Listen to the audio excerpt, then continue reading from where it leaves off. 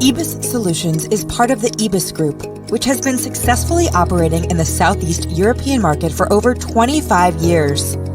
With more than 100 skilled employees, 50 satisfied clients, a portfolio of superior solutions from leading software vendors, and companies and offices in 5 countries, EBIS Solutions has become one of the major system integration and software development companies in the region. EBIS Solutions helps companies in telecommunication, finance, enterprise, and government sectors to reinvent their businesses for the challenges of the digital age by offering an integrated portfolio of products, solutions, services in the area of digital, hybrid cloud, integration, automation, advanced analytics, and cybersecurity.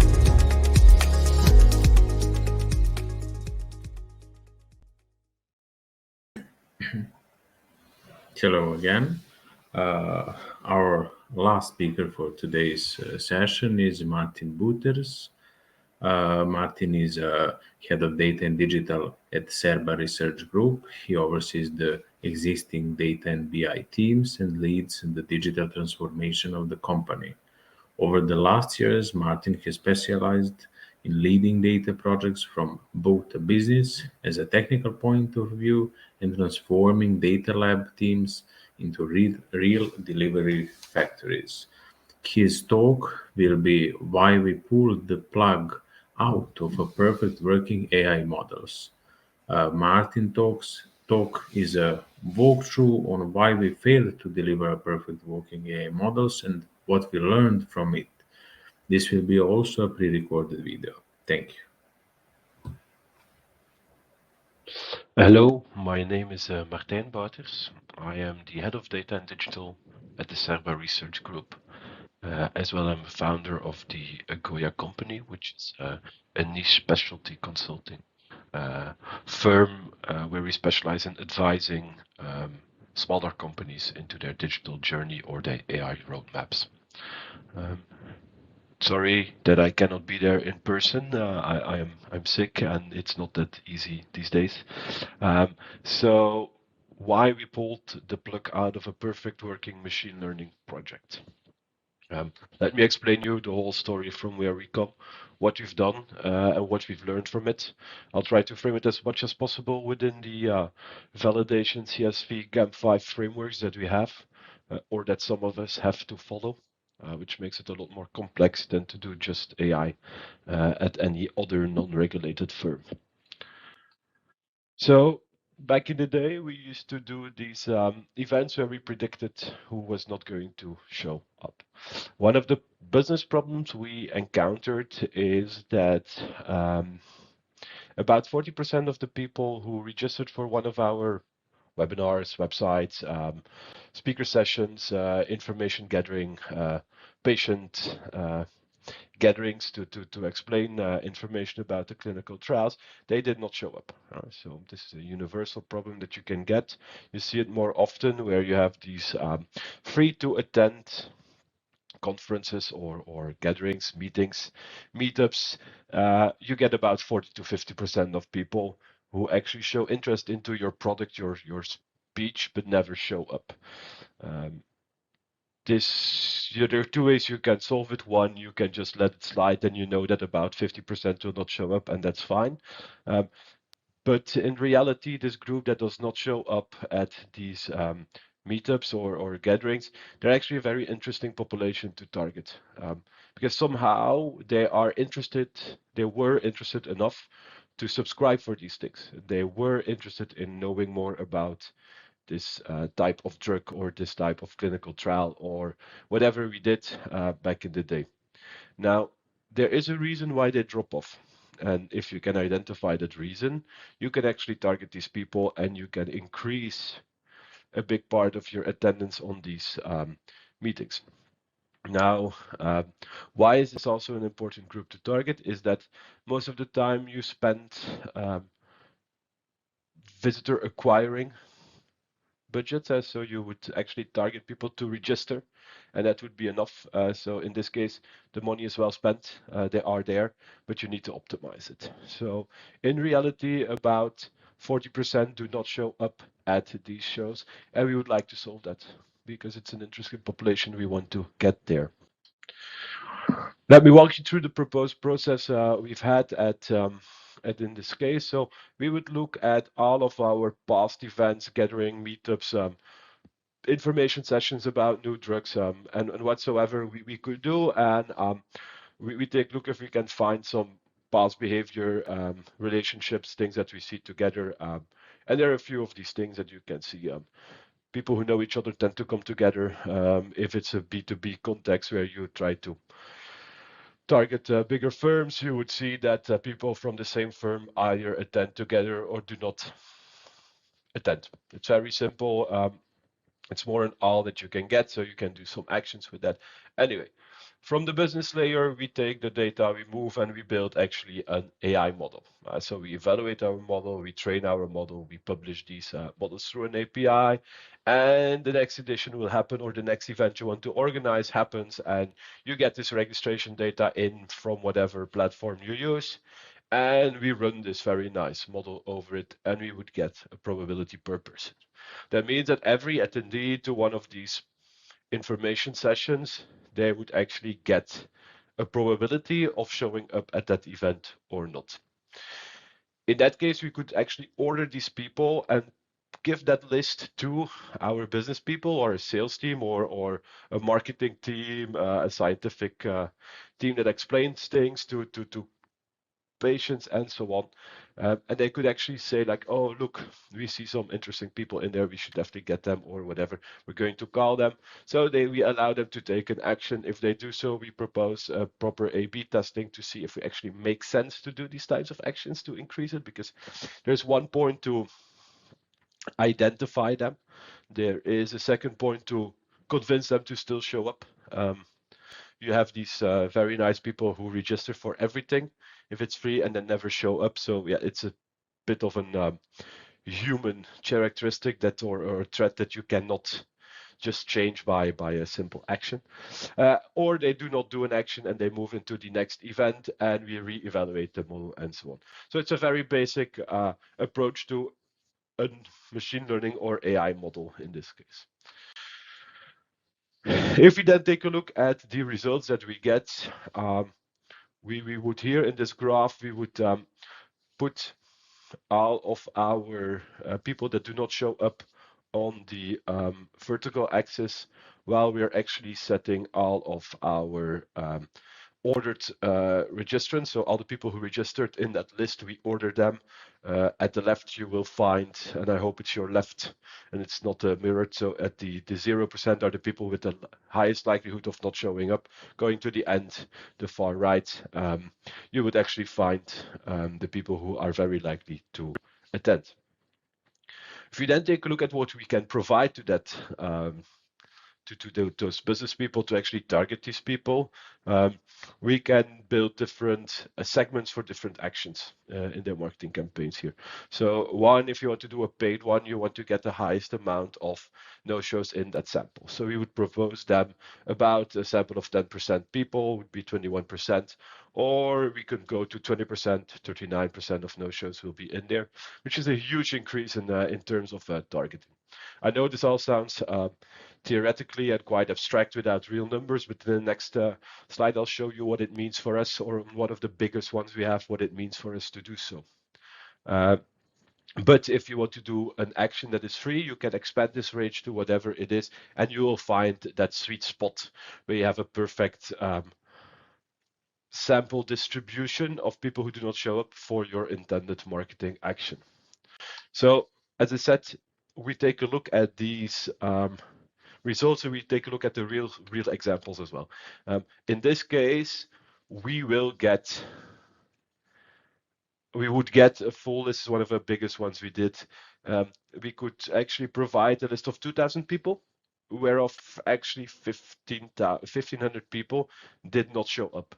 So that means that we actually provided a list to our marketeers that actually is close to Pareto efficiency, because it's about, 76% of the people in that list are actually not showing up. So it's a huge increase in terms of what you want to do. You can do a paid action. You could potentially call them to make sure they attend. You can make sure that you understand that, because it's not only getting an actionable results, but you could also go for the insights to see, okay, why are you suddenly dropping off out of what we wanted to do? So a huge increase in here. Now let me bring you to the issue. Sadly enough, um, we are um, we did not get what we wanted out of it. It sounded all very nice. I remember flying over half of Europe, explaining this to our individual companies. Everybody was like, "Yeah, yeah, yeah," until I was in the last meeting of them in my tour, and their CEO decision making just said from the back in the room, "Sorry, ain't gonna work." And let me explain you why it's not going to work. So what we did on this graph is, on the vertical axis, we're going to order the amount of people who register. And on the horizontal axis, we talk about when they registered in time. And as you can see, it's going actually more of a slightly exponential approach. So it goes gradually up. People are like, far in the future, I'm not going to register, still far from my bed, until very closely to what it is, they start to register for these types of things. Right? It's quite logical. People have more time, a better look at the agenda. Who knows these days what they're doing in about 2-3 months of time? Not a lot of people. But it also means that at this moment, where we have about 50 to 70% of the registrations in, we're already very close to these events that start, to these gatherings. And actually, if you have quite a busy schedule in there as an organizing site, or as a business site, you actually do not have the time anymore to contact these people to actually show up, or to convince them to do so. That's one of the things we actually forgot here. So one, it's nice to have that a good model. Two, we did our full analysis and everything that we had to do. The only thing we forgot was when we could provide this Excel sheet or this file in the first line. Yes, you can automate everything that's coming in there, and it's indeed the solution we did at the end, going a lot further, but that meant a lot of IT technical changes. But this is really the issue, is that we just did not find a sweet spot in time on which we could have that optimal moment of enough time for the business, yet enough people to target to convince, right? Later on, when we moved this into full production and resolved this issue, we found a second issue, which is, it's very hard to convince people. People do not tend to be very persuaded by a free gadget, or a backpack, or a VIP pass, or whatever you can imagine that you can give. It's not very simple to convince these people. So there are two issues. I'm not going to go on the second one today. So what it's all about, I explained the context of what we've done, where we have these issues, and it's a very small one, but it made one of the bigger AI models we did back in the day just not go to production for more than a full year. And there was quite a lot of hype back in the day, because it was the first one. We wanted to push this one through. Everybody's like, yeah, we're going to do AI, until we just could not get any actionable result out of it. And that's an issue. So let me walk you through what we actually learned out of all of what we've done there. So a first point is, you get your C-level involved early. If we would translate that to everything, for us it was a simple one. C-level of a group, C-level of the individual countries, they were also the main decision makers. You need to get them involved, but in the case of what you want to do, you need these let's forget the C-level part. You need people who own processes, right? If you work into a GXP or a GAM5 regulated industry, for a lot of us, it means that if you want to change a process, if you want to add an AI step in some kind of point of your decision making, then you actually need to get these SOPs, your working instructions, recreated. You need to get, again, to a whole validation chain. It's a lot of work, or a lot of hassle you need to do. So you really need to make sure that you get these people involved from the start. They understand where they're going to. They can think how to do it. So at the end, we are in most of the cases, the AI side or the IT side of things. We need to get these business people in there from the start so that they understand what we want to do and if it would work. Because nothing as disappointing as running an internal marketing in your company, hyping the things you do with AI to then just end up with, sorry, ain't gonna work, right? So don't get there. Two, we got tons of insights out of our AI case. And it's super nice because we could talk with business. We could tell them insight A and B that they already knew, they were confident, but we could also tell them the fact C, a new fact that came, and because they already knew A and B and C was new, they also understood that C was a new thing to go. It's a very simple trick if you want to convince people, if you do AI, is that you just prove their main standpoint with your model, and they're all happy, and they cannot actually reject all of the other ideas or insights that come out of it. But that's nice to have. Really, getting insights is nice to have. You really want to think about getting everything actionable. And that's where we made a big mistake. We thought about too fast that end discussion with the business and the people who had to do it, that providing an Excel file would have been more than actionable with the right information in it, and we all agreed upon it. We didn't take into account this timing component, so it's a very big thing that you need to really incorporate into your analysis step, also in your validation plan if you have to do so, that is there, that actually the people still have the time to do so. So really think from the start, make it actionable. If it's not going to be able to become actionable, then don't start a whole process. Don't go into CSV validation cycles. Don't start writing the documentation. Don't start your internal marketing about how you're going to automate things for the people, how you're going to make things better. Because if you do not have that defined from the start, you're going to lose a lot of time during your process. And yes, you will get something at the end, but it's not going to bring you the value that you hoped to get.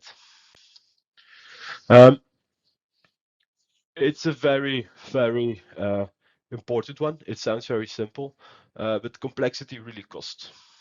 Start simple. Especially for us who have the luxury to work in an CAM 5 environment and work with category 5 CAM 5 tools. People who have it will understand me. We need to do quite a lot of work up from front, making sure that we respect the regulations around patient safety and data integrity, which should be done everywhere, by the way. But it also makes you think about how you want to tackle these things. In a standard industry, you would say, oh, make something very simple, A to Z, push it to production, and you build upon it. For us, it's not always the case. We need, again, to find that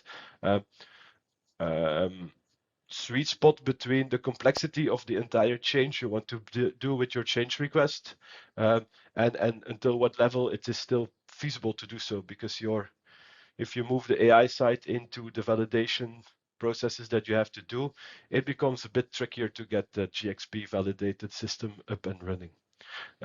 So I would here advise everybody to make something very simple, something A to Z that works with one of the basic components you wanted to do, and then build your complexity afterwards. But make sure that if you work in these GXP environments, make sure that you actually think about step 2 or 3 already, what comes after your very simple model, so you can build your validation upon it as well, which will save you a lot of time going forward. Fail fast, succeed faster. Again, for us in the healthcare industry, failing and pushing things into production that will fail is not an option. This was for back in the day for these events also not an option. A lot of people that work in e-commerce and other websites related things that do not touch any patient safety or patient's life. Yeah, it's simple. You run an A/B test on your e-commerce platform. You change your website from Amazon changes their website, and they see if it goes well or not. Right? If it doesn't work, they roll it back. we don't have that luxury, right? So make sure that if you set up that AI department, AI team, that you actually have a proper sandbox environment where you can test things, fail fast, but learn really fast from it. It's a bit trickier if you want to do it in the full validated system, but as long as you remain within that proof of concept space to test some things out, make sure you have that luxury, or you're able to provide that luxury to your uh, data scientists, data engineers, to build some simple things, to test some things before going into a whole productionized system. It's a very, very, very important point, this one, and that it's the fact that you don't build AI on top of a product. It's really part of the foundation. What I want to say with that is that in a lot of the cases where I advised companies, both healthcare and non-healthcare, they come up with this idea to throw a bit of AI over it, like they sprinkle some, these sprinkles over a cake, and they think like, oh, nice, and now I get some things.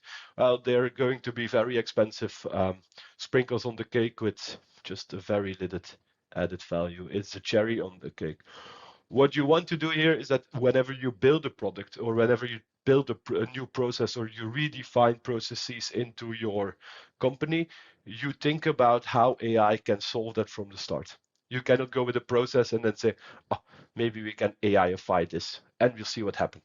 If you really want to lead with value, or you really want to drive added value internally as externally for your clients with AI, then you really need to think about how you can incorporate it from the start. If you really want to break through with these things, think about a foundational change of these processes or products, instead of just a small added value like we wanted to do, where we said, oh, maybe we can just throw this into the registration cycle and people will just use it, right? Because we didn't own the process, it's just a cherry on the cake, and it didn't fit there entirely, so it could not help any value. How we solved it in the past, in later on, in that where I can go to, is the fact that it became a full automated cycle where we could set customer journeys and things like that, where we actually adapted that process for the registrations. So really, if you want to do this well from the start, AI first and not AI at the end. So thank you very much for your time. Again, my name is Martijn Baunters. If you want to reach out, you can find me on LinkedIn. Just drop me a message if you want to discuss something. I hope I learned a thing or two to you guys, or I taught a thing or two to you guys. And I wish you a very nice conference in the upcoming days. Bye.